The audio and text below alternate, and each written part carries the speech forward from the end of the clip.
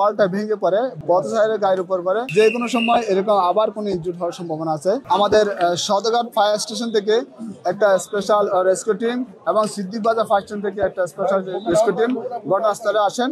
এসে আমরা দেখতে পাই এখানে একটা 8 তলা ভবনের উপরে যে ছাদের কার্নিশে যে ওয়ালটাকে দিয়েছে, এই ওয়ালটা ভেঙে পড়ে ভূমিকম্পের কারণে নিচে যে পথচারী ছিল পথচারীর গায়ের উপর পড়ে 3 জন পথচারী গুরুতর আহত হয়।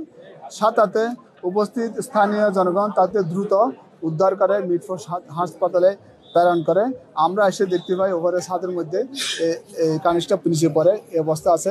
আমরা পুরো ভবনটা এবং আশেপাশের ভবনগুলো আমরা সার্চ করি আর কোনো লোক আটকে আছে কিনা, এবং এই যাওয়ার পথে যে আপনাদের প্রতিবন্ধকতা সৃষ্টি হয়েছে যেখানে একটা আনসেফ কন্ডিশন, ওই অবস্থায় এটা আমরা অপসারণ করলাম। অপসারণ করে আমাদের কার্যক্রম এখানে শেষ করছি। Bashundhara public school and college 2026 শিক্ষাবর্ষে ভর্তি চলছে।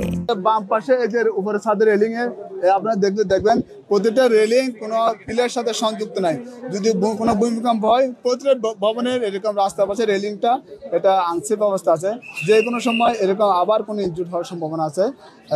আমরা স্থানীয় যারা জনসাধারণ তাদেরকে বলতেছি এরকম রেলিংগুলো যেন তারা চেক করে, যদি ফাটার অবস্থা থাকে যে কোনো আবার পরে আরও কোনো ইনজুরি হতে পারে।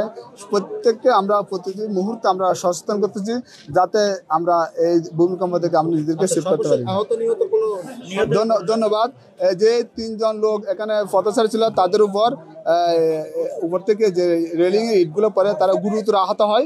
এখন গুরুতর আহত অবস্থায় তাদেরকে মিটফোর্ড হাসপাতালে স্থানীয় জনগণ প্রেরণ করেন।